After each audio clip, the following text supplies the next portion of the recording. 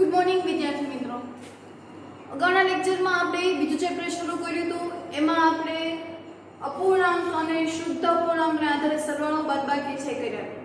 તો હવે એના આધારે આપણે ઉતરતા ક્રમમાં છે એ ગોઠવવાનું છે. મિત્રો અહીંયા એક યાદ રાખો કે જેનો અંશ છે એ છેદ કરતા જો મોટો હોય, જેનો અંશ છેદ કરતા જો મોટો હોય તો એનો જવાબ છે એ હંમેશા નાનો મળે છે, અને જેનો છેદ છે એ નાનો હોય તો એનો જવાબ છે એ મોટો મળે છે. એટલું આપણે યાદ છે એ રાખવાનું છે. અહીંયા તો આપણને ત્રણ સંખ્યા આપી છે: 2/9, 2/3, 8/21.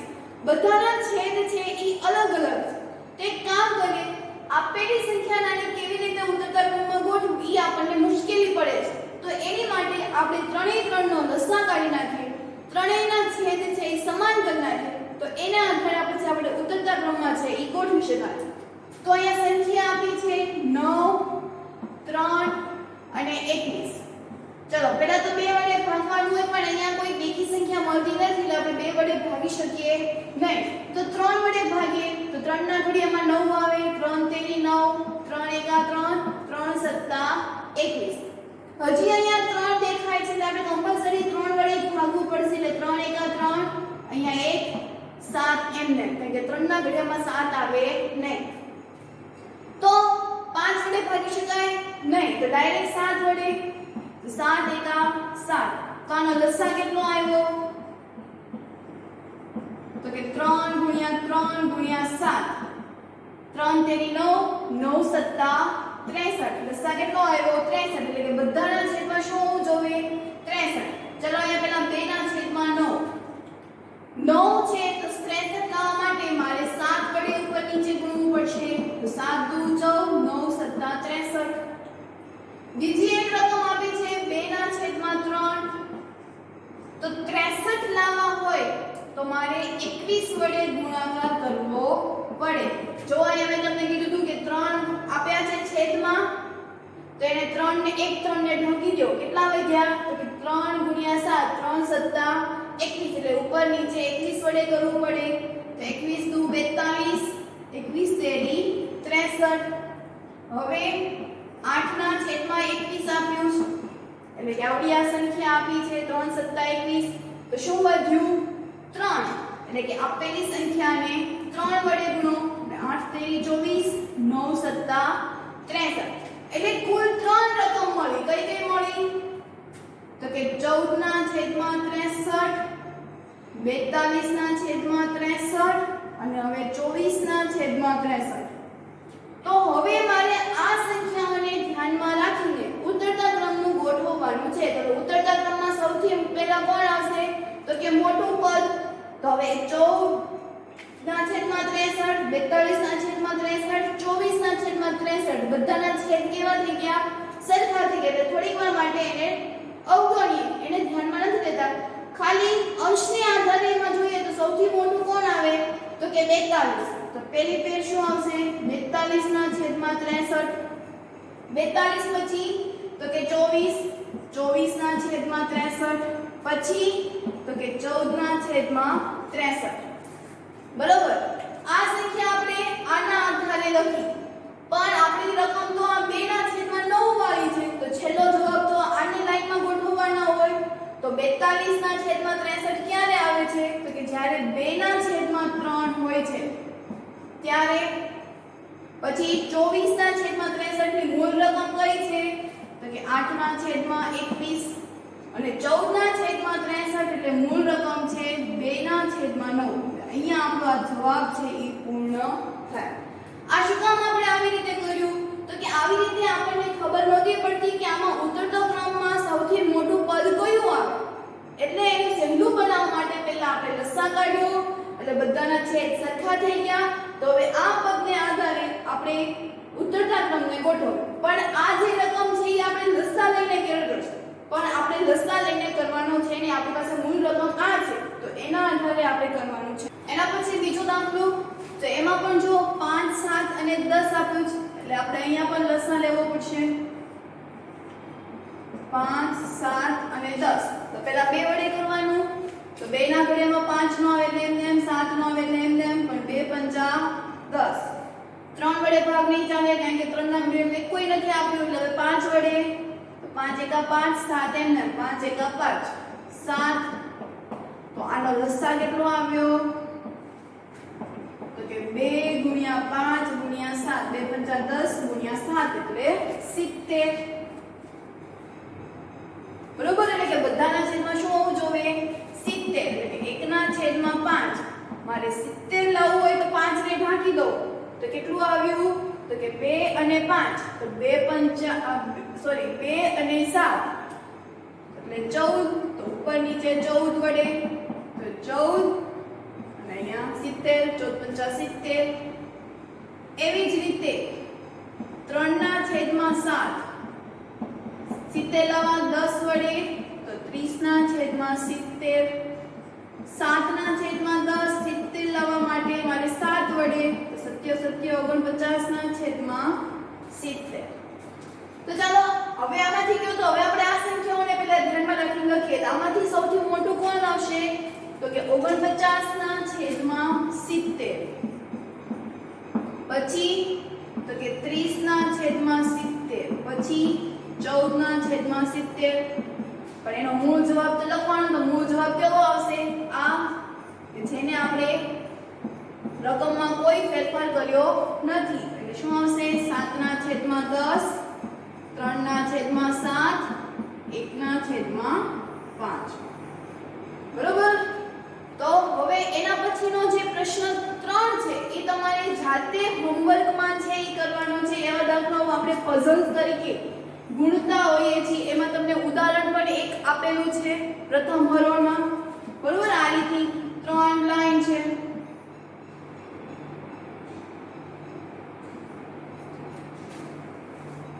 તો એમાં ઊભો ગુણાકાર આડો ગુણાકાર બરોબર એ રીતે ગુણાકાર કરીને તમારે ચેક કરવાનું છે કે એનો જવાબ છે એ સાચો છે કે નહીં. એટલે પહેલા તમે શું કરશો દાખલા તરીકે આ તમારું કોઈ હરોળ છે આપણે આ કોઈ તમારું જાદુઈ પેટી છે બરોબર. અહીંયા તમને રકમ આપેલી છે. તમારે પહેલા આડી લાઈન અને ઊભી લાઈન ઈ બંનેનો સરવાળો કરી નાખવાનો એટલે બંનેનો સાથે સાથે કરવાનો. પહેલી હરોળ અને બીજી હરોળ એટલે કે અહીંયા પહેલી અને આવી રીતે આ બીજી. એવી જ રીતે બીજી લાઈન અને બીજી હરોળ એટલે કે બીજી આડી લાઈન ને બીજી ઊભી લાઈન નો કરવાનો. એવી જ રીતે ત્રીજી લાઈન આડી અને ઊભી ની કરવાની. એટલે ટોટલ અહીંયા કેટલા થઈ ગયા પહેલા તો કે 6. એટલે 6 તમારે આડી અને ઊભી લાઈન થશે. 3 આડી 3 ઊભી. જો બીજી હરોળ લ્યો તો બીજી રીતે આડી લાઈન ને ઊભી લાઈન લેવાની. જો ત્રીજી લાઈન લ્યો તો ત્રીજી રીતે આડી અને ત્રીજી રીતે ઊભી. એના પછી તો કે જ્યાં આવી રીતે આમ ત્રિકોણ બને છે બરાબર આવી રીતે કોઈ લાઈન થશે સામ સામે એકબીજાને જોડતા. એવી જ રીતે આ બાજુ પણ. એટલે ટોટલ તમારે 8 પેર બનશે. 8 પેરને તમારે હોમવર્કમાં કરવાનું છે. તો હવે એના પછી આપણે ચોથો પ્રશ્ન છે એ સ્ટાર્ટ કરીએ. એના પછી પ્રશ્ન 4 કે એક લંબચોરસ આકારની લંબાઈ 12 સેમી અને પહોળાઈ છે એ 10.2 સેમી છે. તો તેની પરિમિતિ શોધો. એટલે કે એનો કાગળ છે એ કોઈ આ રીતનો છે બરોબર. એની લંબાઈ છે એ 12.1 અને આ જે પહોળાઈ આપી છે એ 10.2 છે. તો આ લંબચોરસની પરિમિતિ શોધો. પરિમિતિ એટલે શું તો કે બધી જ બાજુનો સરવાળો. પરિમિતિ એટલે શું આપણે ધોરણ 6 માં શીખી ગયા છે. પરિમિતિ એટલે કે બધી જ બાજુનો સરવાળો. તો સૂત્ર શું આવશે તો કે લંબચોરસની પરિમિતિ બરાબર નો યાદ હોય તો પાકું કરી લેજો. લંબચોરસની પરિમિતિ બરાબર 2 ગુણ્યા લંબાઈ વત્તા પહોળાઈ. 2 ગુણ્યા હવે અહીંયા લંબાઈની કિંમત કેટલી આપી 12.1. પહોળાઈ તો કે 10.2. જો અહીંયા તમને અશુદ્ધ અપૂર્ણાંક આપ્યા આવ્યો? અશુદ્ધમાંથી શુદ્ધમાં ફેરવવા માટે આપણે શીખ્યા છીએ કે આ બંને વચ્ચે ગુણાકાર, જે જવાબ આવે એમાં સરવાળો. હજી આપણે અહીંયા બે એમને એમ જ રાખશું. તો 12 દુ 24, આ બંનેનો ગુણાકાર કરવાનો. 12 દુ 24, 24 માં એમ નાખો એટલે 25, 25 ના છેદમાં 2 વત્તા આ બંનેનો ગુણાકાર 3 ગુણ્યા 10 તેરી 30, 30 માં 2 નાખો એટલે કેટલું આવશે? 32, 32 ના છેદમાં 3. જો અહીંયા બંનેનો છેદ કેવો છે? અલગ અલગ છે. સરખો કરવા માટે મારે લસા કાઢવો પડશે. તો લસા બરાબર 2 અને 5 સોરી 3 નો કડવો. તો પેલા 2 વડે 2 એકા 2, 3 એમને 3 એકા 3. તો લસા કેટલો આવ્યો? તો કે 6. હજી 2 એમને અહીંયા 25 ના છેદમાં 2. 6 લાવવા માટે મારે 3 વડે ગુણવું પડશે. એવી રીતે અહીંયા 6 લાવવા માટે મારે 2 વડે ગુણવું પડશે. તો 2 કૌંસમાં 25 તેરી 75, 3 દુ 6, 32 દુ 64 છેદમાં 6. જો બંનેનો છેદ સરખા થઈ ગયા એટલે આપણે એને સમછેદી કહીશું. લખવાનું શું? 75 ગુણ્યા 64 સોરી વત્તા 75 વત્તા 64 એના છેદમાં 6. ચાલો આ બાજુ અહીંયા લખીએ છીએ આની પછીનું સ્ટેપ. તો 2 કૌંસમાં 75 વત્તા 64 સરવાળો કરીએ તો 139 છેદમાં 6. તો જો અહીંયા છેદનું છે, આ ઉપર છે ને આ છેદમાં છે એટલે 2 એકા 2, 2 તેરી 6. હજી 139 ભાગ્યા 3 કરીએ તો 3 ચોક 12, 1 9. કેટલી વધી? તો 19. હજી 3 છક 18. કેટલા વધ્યા? 1. હવે મારે આને જવાબ લખવો હોય તો કેવી રીતે લખશું? આપણે શીખ્યા હતા તો કે 46 પૂર્ણાંક અંશ શેષ વધી શું બની જશે? અંશ એટલે કે 1 પૂર્ણાંક 1 તૃતીયાંશ. શું આવ્યું? 46 પૂર્ણાંક 1 તૃતીયાંશ. આમાં લખવું કમ્પલસરી છે. બરોબર? ફરજિયાત આપણે એને અશુદ્ધમાં જ દર્શાવવાનું છે. એટલે પહેલા આપણને અશુદ્ધ આપ્યું હોય ને એમાંથી એને શુદ્ધમાં ફેરવવાનું. શુદ્ધમાં છે ને જ્યાં સુધી આન્સર આવી જાય પછી ફરી પાછું એને અશુદ્ધમાં ફેરવવાનું. કારણ કે આપણને જે રકમ આપી છે શેમાં આપી છે? અશુદ્ધમાં. તો આપણો જવાબ પણ શેમાં હોવો જોઈએ? અશુદ્ધમાં. અને પાછળ એની રકમ એકમ લખવો જોઈએ. એને એકમ ક્યાં આપ્યો છે? સેન્ટીમીટર. તો આપણે શું લખશું? સેન્ટીમીટર. એકમ ન લખ્યો હોય તો એનો માર્ક્સ છે પરીક્ષામાં કપાઈ જાય. ખ્યાલ આવ્યો આમાં શું કરવાનું છે? પરિમિતિ શોધી દીને પછી તો જે આપણે કરતા હતા એ પ્રમાણે જ કર્યું છે. તો હવે એના પછી પાંચમો દાખલો. તો અહીંયા આકૃતિ આપી છે. આકૃતિમાં આપણે ત્રિકોણ ABE ની પરિમિતિ અને આ લંબચોરસની પરિમિતિ શોધવાની છે. શોધીએ આપણે. તો એમાં પહેલી આપણે ત્રિકોણ ABE ની પરિમિતિ શોધીએ. તો AB ની પરિમિતિ એટલે શું? તો કે આપેલી બાજુનો સરવાળો. એટલે કઈ આપી છે અહીંયા? તો કે 5 ના છેદમાં 2 વત્તા 2 પૂર્ણાંક 3 ના છેદમાં 4, 3 પૂર્ણાંક 3 ના છેદમાં 5. ચલો આપણે પહેલા તો એને જે અશુદ્ધમાં છે એને શુદ્ધમાં ફેરવી નાખીએ. તો અહીંયા જો અશુદ્ધ આપેલી છે તો 4 દુ 8, 8 માં 3 નાખો 11 ના છેદમાં 4. એવી રીતે અહીંયા 5 તેરી 15, 15 માં 3 નાખો 18 ના છેદમાં 5. ચલો બધાના છેદ કેવા આવ્યા? અલગ અલગ. તો સરખું કરીએ આપણે. તો લસા લઈએ પહેલા 2, 4 અને 5 નો લસા લેવાનો. તો પહેલા તો 2 વડે 2 એકા 2, 2 દુ 4, 5 એમ હજી 2 વડે ભાગ ચાલશે. 2 એકા 2, 2 એકા 2, 5. ડાયરેક્ટ 5 વડે તો આનો લસા કેટલો આવ્યો? તો કે 2 ગુણ્યા 2 ગુણ્યા 5. 2 દુ 4, 4 પંચા 20. લસા કેટલો આવ્યો? 20. એટલે કે બધાના છેદમાં 20 હોવું જોઈએ. તો હવે અહીંયા 20 લાવવા માટે મારે 10 વડે ગુણવાનું. તો ઉપર પણ 10 વડે. એવી રીતે 11 ના છેદમાં 4, 20 લાવવા માટે મારે 5 વડે. 18/5 ચલો 20 લાવવા છે તો 5 ના છેદમાં 20 ક્યાં આવે તો કે 4 આગળ તો ઉપર પણ 4 તો 10 પંચા 50 છેદમાં 20 11 પંચા 55 છેદમાં 20 18 દુ 36 18 54 18 ચોક 72 72 ના છેદમાં 20 સરવાળો છે તો બધાના છેદ જો અહીંયા સરખા થઈ ગયા તો શું લખશું 50 વત્તા 55 વત્તા 72 આખાના છેદમાં 20 સમજ છેદી થઈ ગયા એટલે આપણે છેદમાં એક વખત લખીએ છીએ સરવાળો કરીએ તો પેલા એકમના અંકનો સરવાળો 2 વત્તા 5 7 દશકનો 7 ને 5 12 12 માં 5 ઉમેરો 17 છેદમાં 20 તો આ એનો જવાબ થઈ ગયો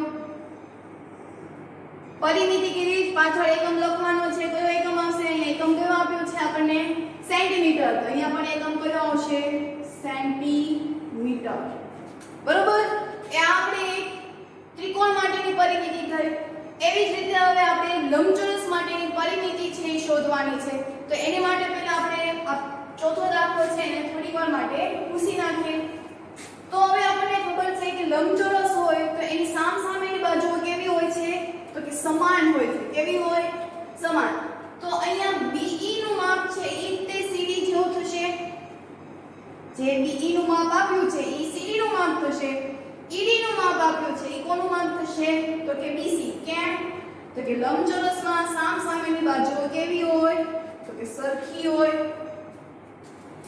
તો બીજો દાખલો આપણે લંબચોરસની કીધી છે લંબચોરસનો ખૂણો કયો બનશે લંબચોરસ BEDC ની પરિમિતિ બરાબર સૂત્ર શું હતું તો કે 2 ગુણ્યા લંબાઈ વત્તા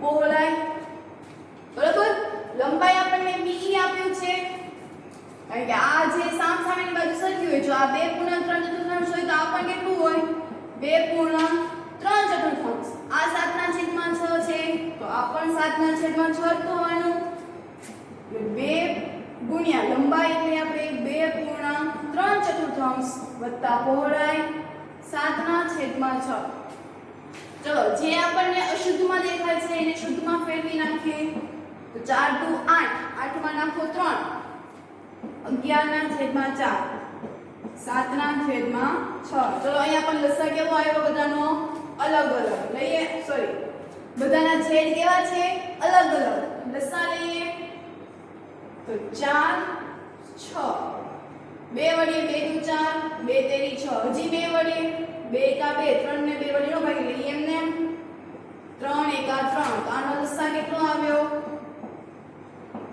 તો કે 2 દુ 4 તેરી 12 એટલે કે બધાના છેદમાં શું હોવું જોઈએ 12 2 ગુણ્યા 11/4 4 માં આપણે 12 લાવવા તો 4 ને કેટલા વડે ગુણશું તો 12 આવશે તો 4 તેરી 12 વત્તા 7/6 છે 12 લાવવા માટે મારે 2 વડે ગુણવું પડશે તો 2 ગુણ્યા 11 તેરી 33 4 તેરી 12 7 દુ 14 6 દુ 12 ચલો બધાના છેદમાં થઈ ગયા એટલે સમજ છેદી થઈ ગયા એટલે હવે આપણે એને કેટલી વખત લખવું પડે તો કે એક વખત એટલે 12 છેદમાં એક વખત લખ્યા 2 ગુણ્યા કેટલા થશે સરવાળો 47/12 ચલો અહીંયા છે બેટા 2 અંશમાં છે 12 છેદમાં છે છેદ ઉડતા ઉડાડ નાખવાના 2 કા 2 2 6 12 શું જવાબ આવ્યો 47/6 શું જવાબ આવ્યો 47/6 સેન્ટીમીટર સેન્ટીમીટર હવે અહીંયા 47/6 આવ્યું અહીંયા કેટલું આવ્યું 177/20 તો આપણને એવું કીધું છે તો કોની પરિમિતિ વધારે થઈ પરિમિતિ એટલે કે કોની વધારે થઈ તો અહીંયા 6 છે અહીંયા 20 આમાંથી બેમાંથી છે અંશ છે ઈ 147 છે 177 છે આમાં છેદ છે ઈ 6 છે ત્રિકોણમાં 20 છે તો ઈ બંનેમાંથી સૌથી વધારે કોણ થશે તો કે વિચાર કરો આ 47 ના છેદમાં 6 છે ઓલું 177 ના છેદમાં 6 છે નો ખબર પડે તો આપણે ચલો ભાગાકાર કરીએ તો આ 47 ના છેદમાં 6 ભાગાકાર કરીએ એટલે 6 7 42 6 8 48 એટલે 7 વડે કરવું પડશે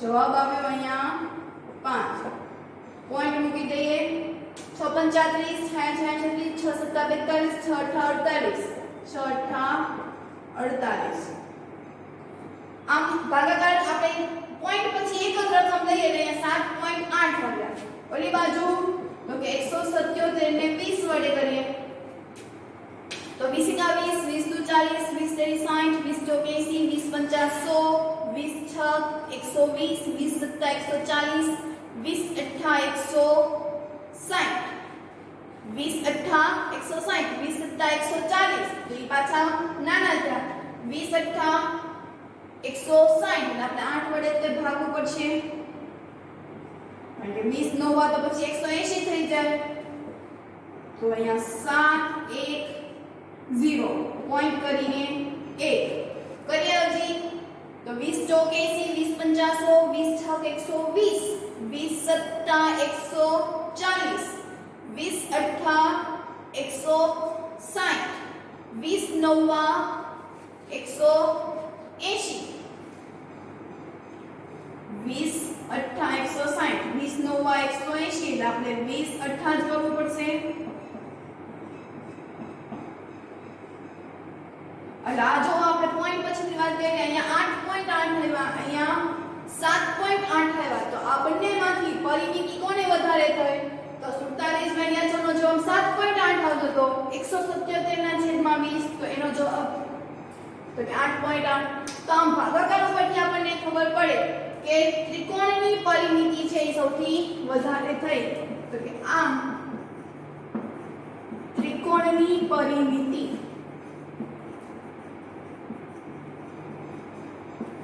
વધારે છે બરોબર ટૂંકમાં આના ઉપરથી એવો ખબર પડે કે જેનો છેદ મોટો તો એનો જવાબ છે ઈ મોટો આપણે હમણાં પણ કીધું હતું કે જેનો છેદ મોટો તો એનો જવાબ વધારે છેદામાં 6 છે અને આમાં 20 છે તો કોણ વધારે થયું તો કે 20 તો ઈ સૌથી વધારે બરોબર ખ્યાલ આવ્યો તો હવે આપણે એના પછીના દાખલાઓ છે એ જોઈએ એના પછી છઠ્ઠો દાખલો તો કે સલીલ એક ચિત્રને ફ્રેમમાં મૂકવા માંગે છે આ જે ફ્રેમ છે એની પહોળાઈ 7.3 છે એની પહોળાઈ કેટલી છે તો કે 7.3 એટલે કે તમને અશુદ્ધમાં આપેલું છે આપણે એને શુદ્ધમાં ફેરવવું હોય તો આ બંને વચ્ચે ગુણાકાર જે જવાબ આવે એમાં સરવાળો એટલે કે 7 5 35 35 માં 3 ઉમેરશો એટલે કે 38 ના છેદમાં 5 સેન્ટીમીટર ફ્રેમમાં વ્યવસ્થિત લગાવવા માટે ચિત્રની પહોળાઈ છે ઈ 7.3 દશમાંશ આપ્યું છે આ છે કોની છે તો કે ચિત્રની અને ચિત્ર જેમાં લગાવવામાં આવી છે ઈ ફ્રેમમાં ચિત્રની ફ્રેમ અને આ જે આપી છે ઈ ચિત્રની પહોળાઈ છે એક પહોળાઈ ફ્રેમની છે અને એક પહોળાઈ ચિત્રની છે એટલે કે 7.3 દશમાંશ ફરી 10 ગુણ્યા 7 70 70 3 73 ના છેદમાં 10 સેન્ટીમીટર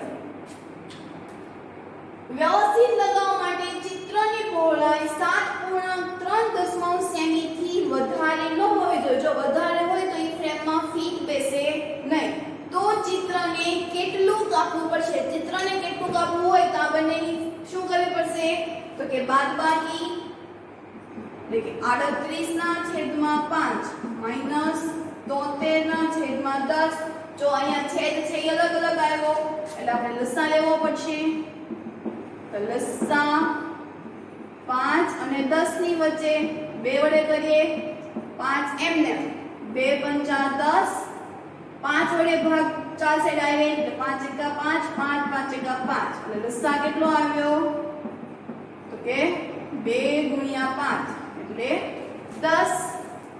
ચાલો 38 ના છેદમાં 5 10 લાવવા માટે મારે ઉપર નીચે 2 વડે ગુણવું પડશે. 73 ના છેદમાં 10 છે એટલે ત્યાં કઈ ગુણવાની જરૂર નથી. 38 દુ તો 38 ગુણ્યા 2 8 દુ 16 વધી 1 3 દુ 6 ને 1 7 76 ના છેદમાં 10 માઈનસ 73 ના છેદમાં 10. ચલો બંનેના છેદ કેવા થઈ ગયા સરખા. બંનેના છેદ સરખા થઈ જાય એટલે શું કરીએ તો કે 76 માઈનસ 73 ના છેદમાં 10 સમજ છેદી થઈ ગયા. જવાબ આવ્યો 3 ના છેદમાં 10. એટલે ચિત્રને કેટલું કાપવું પડશે તો કે 3 ના છેદમાં 10 સેન્ટીમીટર. બરોબર ખ્યાલ આવ્યો. જે આ તમને જે આપી છે ઈ ફ્રેમ સલિયર છે ચિત્રને ફ્રેમમાં મૂકવામાં આવે છે. ઈ ચિત્રની જે પહોળાઈ છે ઈ 7.3 છે અને જે ફ્રેમમાં લગાવવામાં આવી છે ઈ 7.3 દશમાંશ. અહીંયા આપણે થોડું ખોટું લખ્યું. અહીંયા ચિત્રની પહોળાઈ એ 7.3 છે અને 7.3 દશમાંશ છે ઈ શું છે તો કે ચિત્રની ફ્રેમની પહોળાઈ. બરોબર આટલું એડ કરી દેજો એટલે કે 73 ના છેદમાં 10. હવે ચિત્રને કાપવું હોય તો આપણે શું કરવું પડશે તો કે બાદબાકી કરવી પડશે એટલે કે 38 ના છેદમાં 5 માઈનસ 73 ના છેદમાં 10 લસા લીધો અને સમછેદી બનાવ્યા તો એનો જવાબ આવ્યો 3 ના છેદમાં 10. આમ ચિત્રને ચલો બાકી શું લખવાનું આમ ચિત્રને 3 ના છેદમાં 10 સેન્ટીમીટર કાપવું પડશે. બરોબર તો આપણે આજે અહીંયા સુધી રાખીએ છીએ. હોમવર્કમાં આજે આપણે જેટલા દાખલાઓ કર્યા છે એ ફરી વખત રફ બુકમાં કરવાના છે. જે હોમવર્કમાં આપણે પ્રશ્ન 3 જે કીધું જાદુઈ ચોરસ વાળો એ તમારી જાતે હોમવર્કમાં કરવાનું છે અને કહેવાનું છે કે એ જાદુઈ ચોરસ છે કે નહીં. બરોબર તો અહીંયા આપણે આજનો લેક્ચર છે એ પૂર્ણ કરીએ.